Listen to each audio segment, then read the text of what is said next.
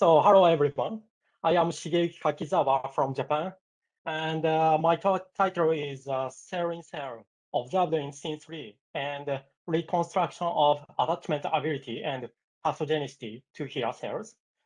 The first of my talk was done in JCBI with John Glass and Yo Suzuki, and also the second part will be done in the Dr. Yanagihara team and collaborative research with these 5 people and more than 5 people. So I just start about the cell in cell. Here is a summary of the Syn1 and Syn3.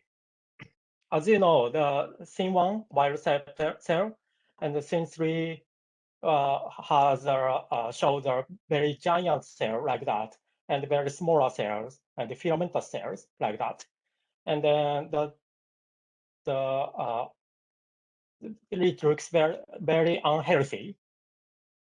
And during the microscopic observation, I accidentally observed small cells in giant cell like that. Can you see the movie? This is a DIC, the real-time movie, and I can see the giant cell and middle cell, and the smaller cell were inside of the giant cell and show the motion. And Syn3 is expressing M cherry, and I can see the M cherry fluorescence inside of the giant cell. So next, I check the M cherry fluorescence level between the cell. So this is a DIC and M cherry fluorescence, the microscopic photos, and these are same cells, and these are also same cells. And some giant cells shows very bright M cherry fluorescence, but some cells don't have.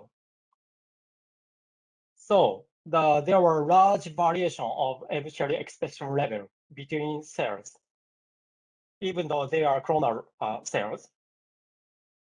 So I try to find a cell in cell situation with giant cell expressing high level M cherry. Here is a DSC, and here is the M cherry movie. And cells shows Brownian motion. So I can see the filamentous cell and smaller cell expressing low level and high level M cherry inside of the giant cell, and also giant cell continuously expressing M cherry for a long time. So it suggests that giant cells are expressing M cherry, and the membrane of giant cell would be intact, and the small cells could exist inside of these intact giant cells. Next, I tried membrane staining, and then giant cell membrane and middle cell membrane and inside cells, small cells membrane were labeled. So they're not air bubbles, just the giant the Syn3 cells.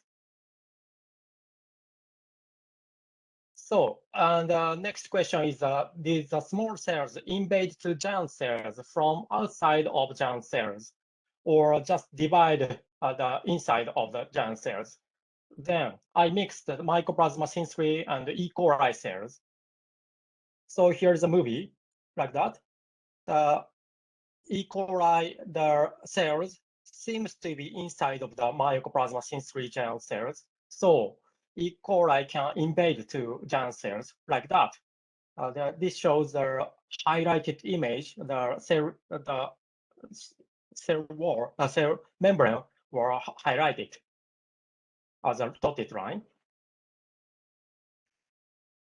Next, I mixed the 2 cells expressing M cherry and other the fluorescence protein, CFP. And here is a DIC, and here is a normal cell, smaller cells expressing CFP, and a giant cell expressing M cherry. And here is another cell, the same one, but and also you can see there like that, smaller cells expressing CFP, and inside of the immaturely expressing giant cells like that. And also next, I did a 3D image of Syn3 expressing immaturely. Here is a photo, DIC photo, immaturely photo, and here is a 3D image like that. And I can see there are smaller cells inside of the giant cell, and giant cell is also expressing immaturely. And then I did a time-lapse imaging for more than 2 days. So here is a snapshot of each that time, and this is a movie. And you can see here the small cell will be occurred inside of the giant cell. And then next, the smaller cell will divide like that. So like this. And then smaller cells invade into a giant cell, and then they can divide inside of the giant cell. And here is another time-lapse image. The I could observe cell fusion and cell burst of giant cell. Here is also the snapshot, and here is a movie. And let's see. Sorry. The first, these two giant cells will fused, and then next several minutes, that big giant cell will burst, fused, and then burst, and then smaller cell will grow on this area. So giant cells were fused together, then burst. Smaller and middle cells were observed in the same area. Here is a summary of the microscopic observation about cell-in-cell or ambiguous cell borderline. The wild-type Syn1 is very uniform, and growth rate is fast and looks very healthy. A Syn3 minimum cell looks unhealthy, and it shows giant cell, filamentous cell, and the smaller cells. And then cell-in-cell, and also the cell fusion was observed in the Syn3. I'm not sure the invasion was accidentally occurred or some specific mechanism has happened, but I guess the Syn3 has only functions for cell growth. So I guess this the event was happened accidentally. So, and also that this study could suggest the relationship between minimum bacteria and early life. Now this slide shows the left side shows Syn3 and the normal cell. And also here is the early life and the later life. And from the normal bacteria, for example, Syn1, by genome shrinkage, they lost ability to control cell size and got ability of endosymbiose or cell-in-cell or cell fusion like that. And the Syn3 has a minimum genome. And also the early life should be simpler organisms and should less sophisticated organisms. So, and also the early life, the endosymbiosis or cell-in-cell was very important and frequently happened.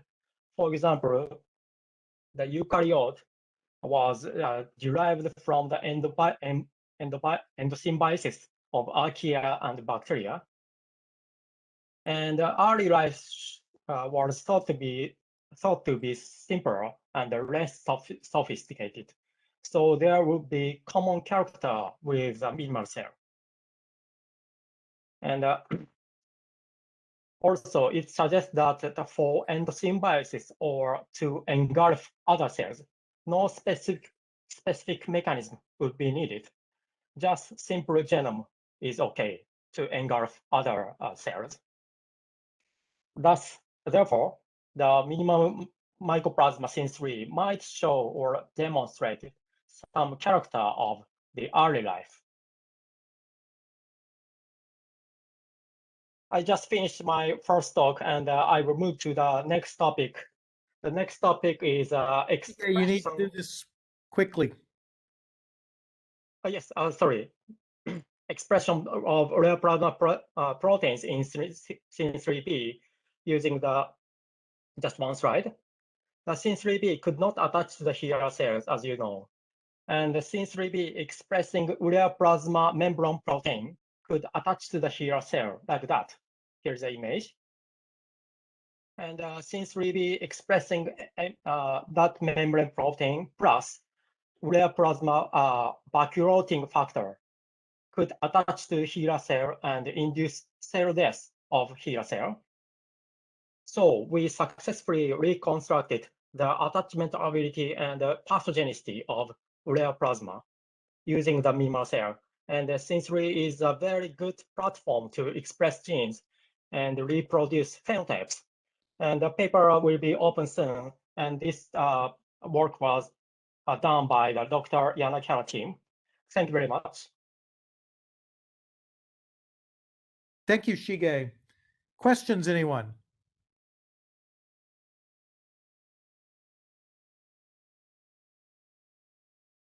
So this is Bogumił. For the first part, so I am really always interested in endosymbiosis and trying to turn mycoplasma in endosymbiotic, some kind of organelle in different eukaryotic cells. So like, what do you plan to do moving forward with this kind of really exciting observation? Yeah, it's a very important point. And I will do the observation of the cell division of germ cell, but so far I did not get the microscopic observation of the cell division of germ cell. And also I'm doing the combination of variety of cells between Syn3 and other type of cells, E. coli, and so on. That's it. I see. Would you consider other mycoplasma that maybe are more penetrating mycoplasma to mix with this culture and try that too, or just E. coli or? Yeah, other mycoplasma will be very good, I guess. Yeah. So yeah, thank you for your advice. Yeah. Okay, thanks. Looking forward to see that more of that. Thanks. Thank you very much. Here is Roland Lill from Marburg in Germany. I would like to have a question concerning the membrane dynamics. Do you have any genes that would explain this amazing uptake of your tiny cells into the big ones? Because membrane dynamics usually is protein mediated, as we all know. So I guess you need to screen for genes coding for proteins which actually help you doing this membrane dynamics. This would be my suspicion. Thank you for your advice.